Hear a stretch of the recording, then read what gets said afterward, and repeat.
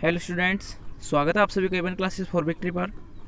Student, जैसा कि आप देख पा रहे होंगे कि हमारे एवन क्लासेस फॉर विक्ट्री पर आपको जीके के क्यूज मिलते हैं, जीके के क्वेश्चंस मिलते हैं और जीके का टोटल अवेयरनेस मिलता है, जिसमें कि आपको डेली बेस में क्लास के 15 क्वेश्चन मिलते हैं। और स्टूडेंट्स, हमारा 1 महीने बाद टेस्ट का मतलब जो हमारी क्लासेस पढ़ाई जाती हैं इनका टेस्ट होता है। और यदि आप हमारी क्लास में नए हो न्यू हो तो प्लीज़ क्लास को सब्सक्राइब ज़रूर करें, जिससे कि आप जिस भी परीक्षा में बैठें तो उसमें हमारी क्लास से आपके लिए कुछ ना कुछ क्वेश्चन ज़रूर बने। और स्टूडेंट्स, हम आपसे वादा करते हैं कि क्वेश्चन बनेंगे तो हमारी क्लास से बनेंगे, वरना नहीं बनेंगे। क्योंकि आप किसी भी पेपर को देकर आओगे तो उसमें ज़रूर याद रखना कि हमारी क्लास से ज़रूर एक नए क्वेश्चन ज़रूर ही बना होगा। तो स्टूडेंट्स, यदि आप भी पाना चाहते हैं सरकारी नौकरी तो आप ज़रा इस पर बने रहें और हमारी क्लास को रेगुलर देखते रहें। तो चलिए स्टूडेंट्स, बिना टाइम गवाए अपनी क्लासों को स्टार्ट करते हैं। चलते हैं अपने पहले क्वेश्चन की तरफ।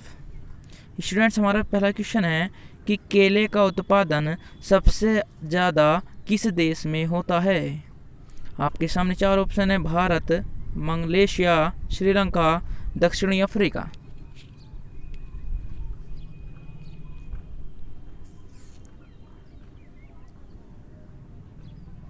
तो स्टूडेंट, इसका राइट आंसर होगा option number A, Bharat. India is right answer कि भारत में सर्वाधिक केले का उत्पादन होता है। ठीक है, भारत में सर्वाधिक केले का उत्पादन होता है। चलिए अब हम नेक्स्ट क्वेश्चन पर चलते हैं। Next question is question number 2। ऋतु परिवर्तन पृथ्वी की किस गति के कारण होती है। ये थोड़ा डिसमिस हो गया इसको, ये होती है। ठीक है, तो बताना। आपके सामने 4 ऑप्शन दिए हुए हैं: दैनिक गति, वार्षिक गति, दोनों, ये इनमें से कोई नहीं। बहुत ही सिंपल सा क्वेश्चन है स्टूडेंट्स, आपको पता होगा यदि आप कहीं पहले कोचिंग वगैरह कुछ कर चुके होंगे तो। स्टूडेंट्स, मैं आपके लिए बता रहा हूँ, डेली के 15 क्वेश्चंस देते हैं। देखिए, आप थोड़ा कैलकुलेशन करिए अपने दिमाग से। डेली के 15 क्वेश्चन मिलते हैं। यदि आप हमारी क्लासों को यदि 1 महीना भी देखते हैं तो आपके 450 क्वेश्चन रेडी हो जाते हैं। किसके लिए? आपके जीके के। और 450 क्वेश्चन ये वो क्वेश्चन होंगे जो कि आपके दिमाग से कभी भी नहीं निकलने वाले होंगे। और यदि आप चाहते हैं इन सभी क्वेश्चंस को लिखित में पाना तो आप हमारे टेलीग्राम चैनल को ज्वाइन करें, जो कि आपको नीचे डिस्क्रिप्शन में लिंक में मिलेगा। ठीक, आपको ये वहाँ पर सभी क्वेश्चन लिखे हुए इसी तरह से मिलेंगे। तो 1 महीने में आपके 450 क्वेश्चन, और यदि आप इन्हीं की गुणा 2 से कर देते हैं तो 900। कितने स्टूडेंट्स? 900 क्वेश्चन आप 2 महीनों में याद कर पाएंगे। और स्टूडेंट्स, एक मोटी सी कैलकुलेशन मैं आपके लिए बताऊं तो देखना, 900 क्वेश्चन कितने महीने में है? ये 2 महीने में है। और यदि हमको ये क्वेश्चन 12 महीने 1 साल की गुणा करनी हो तो इसकी गुणा 6 से कर देंगे। 6 दूनी 12, और जी 9 की गुणा 6 से कर देंगे। रुकिए 1 मिनट, रुक जाइए।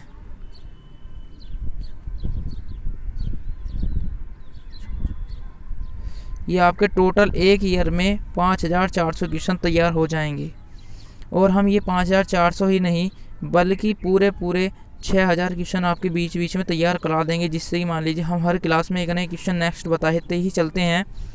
आप 1 साल में 6000 क्वेश्चन प्रिपेयर करेंगे। और यदि आपने हमारा साथ दिया, स्टूडेंट्स, मैं जो कहने जा रहा हूँ उसको ज़रा प्लीज़ गौर से सुनना। यदि आपने हमारा साथ दिया तो मैं आपसे गारंटी लेता हूँ कि एक पूरे साल में मैं आपके, ये संख्या गिन लेना कितना लिख रहा हूँ, मैं आपके पूरे 1 साल में इतने क्वेश्चन याद कराने की जीके की, प्लीज़ 100% ध्यान से सुनना, मैं आपकी 20,000 क्वेश्चन 1 महीने में याद कराने की गारंटी लूँगा। यदि आप मुझसे जुड़कर मुझसे बात करें कमेंट के द्वारा तो मैं आपको ये 20,000 क्वेश्चंस 1 साल के अंदर तैयार करा दूंगा। और आप कहें तो इनको मैं 6 महीने में भी करा सकता हूं, लेकिन केवल और केवल कब? आपके कहने पर। और यदि आप नहीं कहते हैं तो मैं डेली बेस के 15 क्वेश्चन लाता रहूँगा, और महीने से आप गुणा कर लेना, आप 1 महीने में 450 क्वेश्चन तैयार ही कर पाएंगे। यदि आप मुझसे बात करते हैं, कमेंट करके बताते हैं कि सर हमारी ज़रा थोड़ा ज़्यादा। स्टूडेंट्स, एक वादा और है आप सभी से कि जितने भी क्वेश्चन कराऊंगा सभी क्वेश्चन आपको इसी ही क्लास के अंदर याद कराऊंगा। केवल क्लास के अंदर याद कराऊंगा, आपसे घर पढ़ने के लिए कुछ नहीं कहूँगा। बस आपसे कहूँगा कि जो ये जो क्वेश्चंस हैं इनको हमारा टेलीग्राम चैनल ज्वाइन कर लेना, जिससे कि आप उन सभी को लिखित में पा सकें और अपना रिवीजन बाद में कर सकें। आपको नोट्स बनाने की भी टेंशन ख़त्म कर रहा हूँ स्टूडेंट्स आपकी। बस केवल और केवल आप मुझसे कहो कि सर हमें आप 20,000 क्वेश्चन एक साल के अंदर याद कराइए, 50 मतलब आप कितनी भी बता सकते हैं, मैं उस हिसाब से चलूँगा, लेकिन उसके लिए आपका समझौता चाहिए और आप मुझको रेगुलर वीडियो पर होने चाहिए रेगुलर। फिर आपको मुझको कमेंट करके बतानी होगी कि सर आज हमने हाँ क्लास ली है, अटेंड की है। तो बस आपसे यही चाहता हूँ।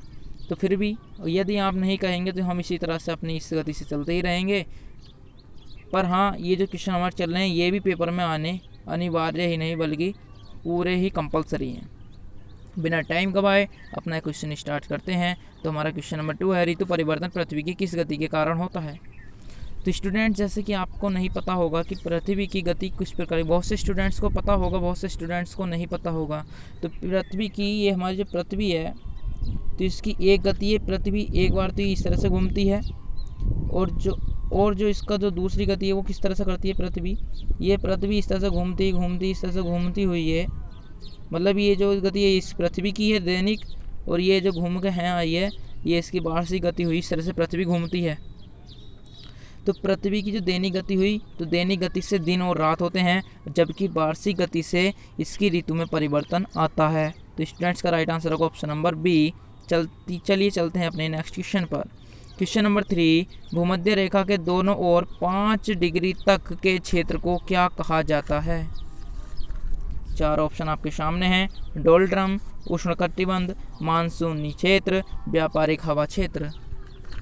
और स्टूडेंट्स, मैं आपसे एक बात और बता दूं, यदि आप चाहते हैं कि हम आपके लिए अदर कोई सब्जेक्ट की क्लासेस स्टार्ट करें तो उसके लिए आपको भी कमेंट करना अनिवार्य होगा। स्टूडेंट्स कमेंट करके बताइए कि सर मैं उस सब्जेक्ट में वीक हूँ, उसकी प्रिपरेशन कराएं, तो हम उसकी आपकी प्रिपरेशन कराएंगे।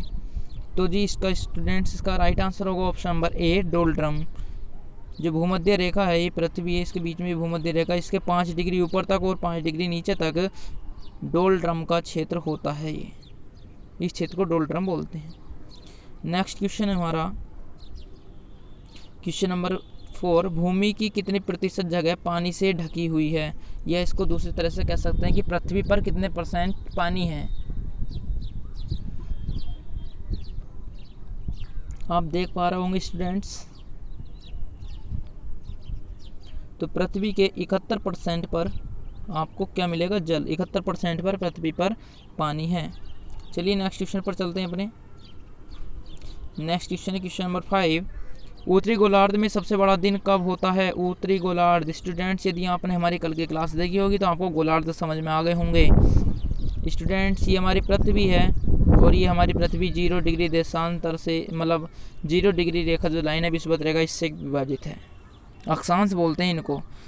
तो ये ऊपर का उत्तरी गोलार्ध और नीचे का दक्षिणी गोलार्ध है। तो इसमें पूछा है सबसे बड़ा दिन कौन सा होता है उत्तरी गोलार्ध का। तो आपके सामने 4 ऑप्शन है स्टूडेंट्स, जिसको आप देख सकते हैं और हमें आंसर बता सकते हैं। देखना स्टूडेंट, सबसे बड़ा दिन कब होता है। तो स्टूडेंट जो सबसे हमारा बड़ा दिन होता है, कुछ लोग उसको दिसंबर में मानते हैं। तो देखिए दिसंबर से दिन बढ़ना चालू होता है थोड़ा थोड़ा, लेकिन सबसे बड़ा दिन नहीं होता है। ठीक है, तो स्टूडेंट्स इसका जो राइट आंसर होगा, तो हमारा सबसे बड़ा जो दिन होता है वो होता है 21 जून को। Option number C is right answer. 21 जून सबसे बड़ा दिन उत्तरी गोलार्ध का होता है। और 21 दिसंबर वो दक्षिणी गोलार्ध का सबसे बड़ा दिन होता है। स्टूडेंट्स आपके लिए एक क्वेश्चन ये तैयार हो गया है दक्षिणी गोलार्ध का। अगला नेक्स्ट क्वेश्चन है, कंबोडिया के अंगकोर वाट मंदिर में किससे संबंधित चित्रकारी की गई है। स्टूडेंट्स मैंने जिस स्टूडेंट्स ने पिछली क्लास देखी होगी, तो मैंने लास्ट का 15 क्वेश्चन जो था वो आपको होमवर्क में दिया था। तो होमवर्क वाला क्वेश्चन अभी लास्ट में कराऊंगा मैं जाकर, आप तब तक के लिए बने रहें जिसको आखिरी वाला वो क्वेश्चन का आंसर जानना है। तो स्टूडेंट्स गौतम बुद्ध, भगवान विष्णु, तीर्थंकर, कंबोडिया के राजा। तो बताइए अंकोर वाट मंदिर में किससे संबंधित चित्रकारी की गई है। तो वो की गई है ऑप्शन नंबर बी, भगवान विष्णु से संबंधित उसमें चित्रकारी की गई है। नेक्स्ट क्वेश्चन है क्वेश्चन नंबर 7, अजंता की गुफाओं में किससे संबंधित कला पाई जाती है। तो अजंता की गुफाओं में बताना है हमें किससे संबंधित कला पाई जाती है। 4 ऑप्शन आपके सामने स्टूडेंट, सिंधु घाटी या बौद्ध धर्म, या फिर आपके पास तीसरा ऑप्शन है जैन धर्म, और चौथा ऑप्शन है इनमें से कोई नहीं। तो बताइए जल्दी से कमेंट करके आंसर। तो स्टूडेंट्स मैं आपको बता दूं इसका राइट आंसर होगा बौद्ध धर्म। ठीक है, बौद्ध धर्म। चलिए अपनी नेक्स्ट क्लास पर चलते हैं, नेक्स्ट क्वेश्चन पर, क्वेश्चन नंबर 8 पर। अजंता की गुफाएं कहाँ पर स्थित हैं? अभी पिछले क्वेश्चन में बताया था कि अजंता की गुफाओं के बारे में पूछा है ये। तो इसमें इस तरह से पूछ देता है कि बौद्ध धर्म की जो चित्रकारी है, ये बौद्ध धर्म की जो कला है वो कहाँ पर स्थित है, उसका भी आंसर, और अजंता की गुफाएं कहाँ हैं इसका भी आंसर आपको डायरेक्ट कहाँ मिलेगा, इस वाले क्वेश्चन में मिलेगा कि अजंता की गुफाएं कहाँ हैं। तो आपके सामने राइट आंसर होगा option number B is right answer, Maharashtra में अजंता की गुफाएं पाई जाती हैं। स्टूडेंट्स हमारा नेक्स्ट क्वेश्चन है, महावीर स्वामी किस क्षत्रिय राजवंश से संबंधित थे? तो आपके सामने 4 ऑप्शन, शाक्य, जांत्रिक, लिश्विनी और वर्धन। तो हम बताना जरा आपके लिए कौन सा राइट आंसर होगा। इस क्वेश्चन का राइट आंसर बताना। आपको जो है थोड़ा सा समय मिलता है, उसके बीच बताना है आपको। तो स्टूडेंट इसका राइट आंसर होगा option number B, जांत्रिक। Mahavir Swami जांत्रिक राजवंश से संबंधित थे। नेक्स्ट क्वेश्चन स्टार्ट करते हैं, क्वेश्चन नंबर 10। इसमें आपको केवल और केवल 5 सेकंड का समय मिलेगा सोच विचार करने के लिए, उसके बाद आंसर बता दिया जाएगा। जैन गुरुओं को स्वामी महावीर से पहले क्या कहते थे? जैन गुरुओं को स्वामी महावीर कहने से पहले क्या कहते थे? आपके सामने आपका समय स्टार्ट होता है अब।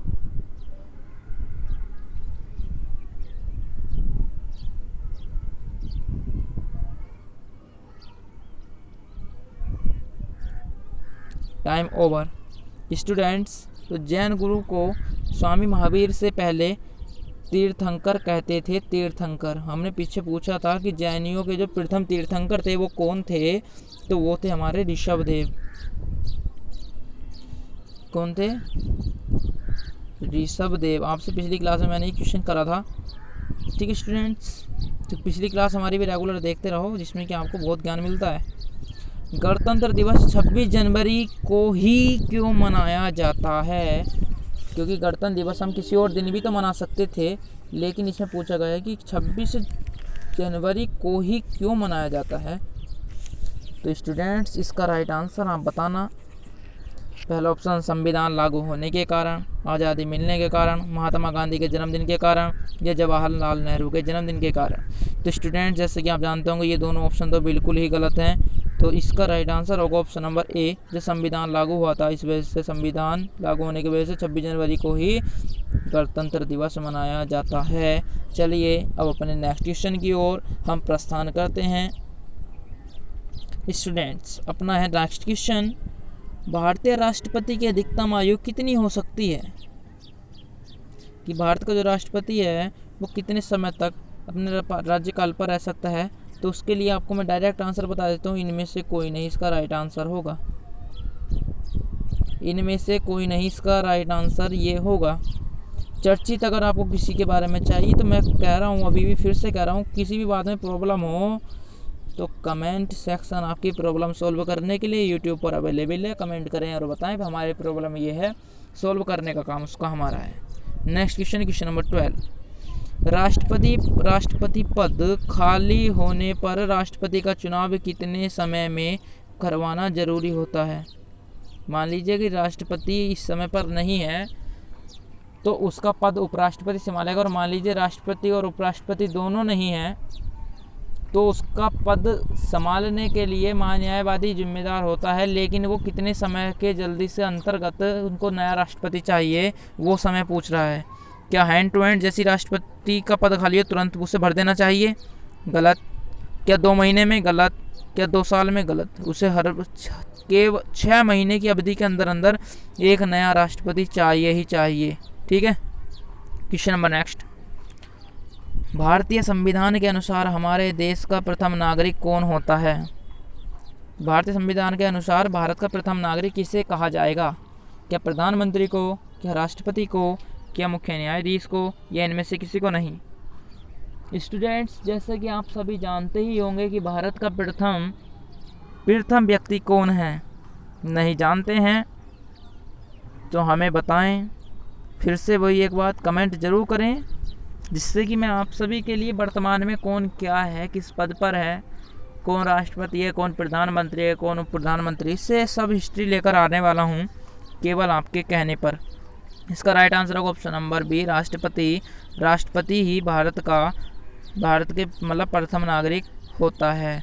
अपनी क्लास का लास्ट आंसर है और बहुत से स्टूडेंट्स के पेट में दर्द हो रहा होगा कि सर कल की वीडियोस जो दी थी उसका आपने हमको लास्ट का आंसर नहीं बताया था 15 का, तो मैं उसका आंसर अभी इसी क्वेश्चन के बाद में बताऊंगा, ठीक है। तो भारत के राष्ट्रपति का चुनाव कौन करता है? तो स्टूडेंट्स बताइए, भारत के राष्ट्रपति का चुनाव कौन करता है? बहुत हल्का क्वेश्चन है, बड़े स्लो क्वेश्चन है।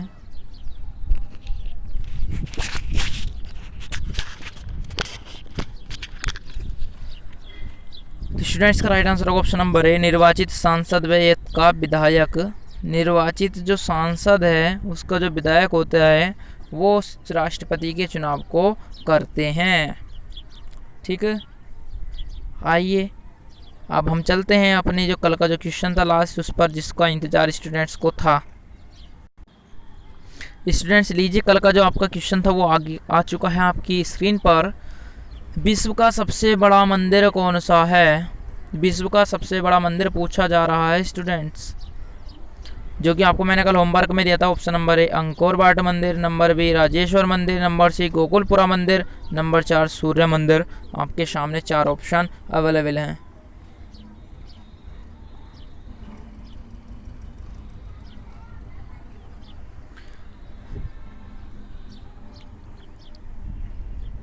तो स्टूडेंट्स इसका राइट आंसर होगा option number A Angkor Wat मंदिर, जो होगा वो हमारा विश्व का सबसे बड़ा मंदिर होगा, जिसमें कि अभी मैंने पीछे क्वेश्चन करा है, जिस पर किसकी चित्रकारी है? विष्णु भगवान की चित्रकारी से संबंधित है ये। स्टूडेंट्स आपसे विनती करते हैं अपने इस चैनल को सब्सक्राइब एंड शेयर ज़रूर करें, जिससे कि आप हमारे चैनल पर बने रहें और आपका और हमारा साथ लगातार बना रहे। प्लीज़ चैनल को सब्सक्राइब करें एंड स्टूडेंट्स चैनल को शेयर ज़रूर करें।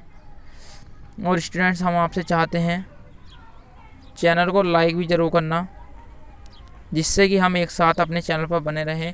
और आपको कोई भी प्रॉब्लम हो उस प्रॉब्लम को आपको कमेंट पर ज़रूर शेयर करना है और बताना है कि सर हमें ये प्रॉब्लम है। तो मिलते हैं अपनी नेक्स्ट क्लास में, तब तक के लिए धन्यवाद।